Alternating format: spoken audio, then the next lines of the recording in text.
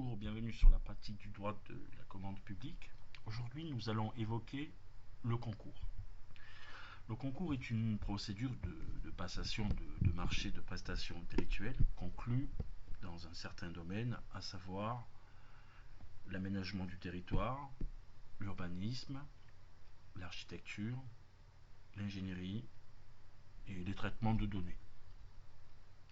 L'objet d'une procédure de concours est en lui-même limité, puisqu'il ne s'agit que de la fourniture d'un plan ou d'un projet.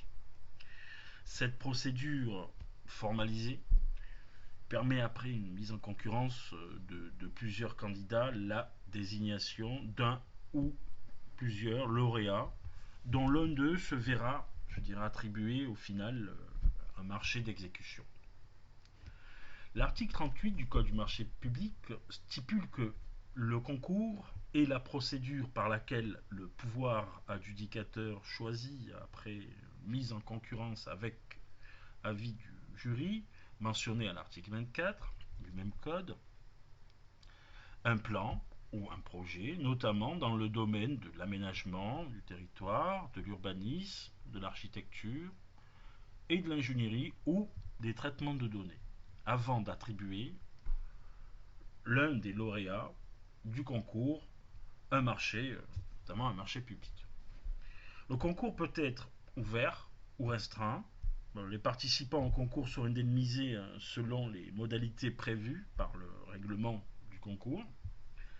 Sur le plan procédural, on relèvera que la procédure spécialement prévue à la réglementation est inspirée de celle de l'appel d'offres, même si l'intervention de la commission est remplacée par celle du jury et qu'une enveloppe est prévue pour le prix de la réalisation du marché.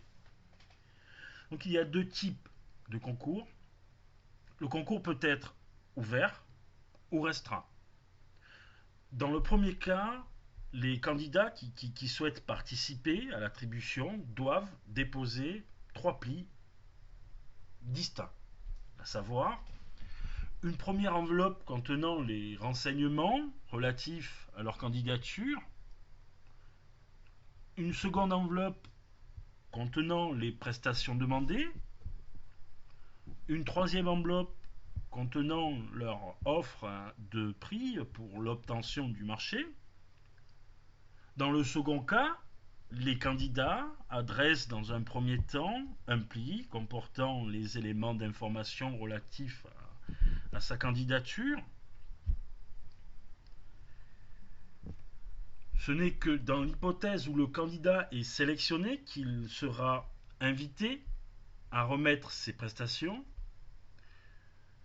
ainsi qu'une enveloppe séparée contenant une offre de prix pour la réalisation du marché.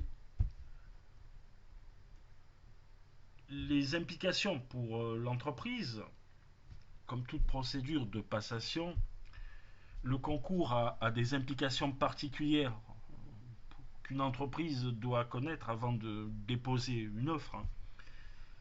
La prise en compte du caractère ouvert ou restreint du concours est assez primordiale, parce que comme la procédure d'appel d'offres, le concours peut être ouvert ou restreint.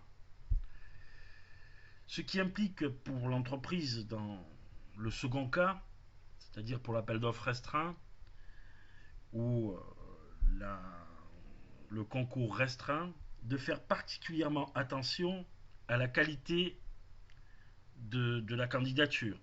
Une candidature de moins bonne qualité, dans l'hypothèse d'un concours restreint, peut priver, de manière inéluctable, l'entreprise de sa possibilité de déposer une proposition.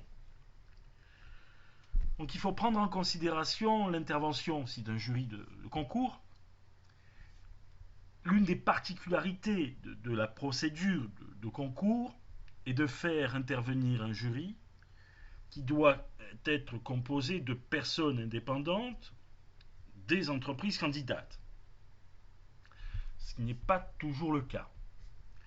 On peut noter des architectes des maîtres d'ouvrage, de maîtres d'œuvre qui ont des chantiers avec l'entreprise qui candidate sur ce marché.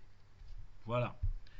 Donc, une entreprise qui souhaite participer à ce type de procédure doit examiner la composition du jury et, le cas échéant, en tirer les conséquences pour élaborer une proposition qui emportera la conviction de ses membres. Il faut intégrer aussi le coût de la participation à ce type de procédure. La participation à une procédure de concours est généralement coûteuse, ce qui explique que la réglementation prévoit que les participants au concours sont indemnisés et non pas rémunérés. La question qu'on peut se poser, c'est est-ce que l'indemnisation des participants est-elle fixée par une réglementation relative au marché public? Non. Il appartient à chaque acheteur public de fixer la prime qui versera aux participants. Le montant de la prime est prévu dans le règlement du concours. Le concours, à savoir aussi que le règlement est dans le DCE. Donc c'est un peu au petit bonheur la chance.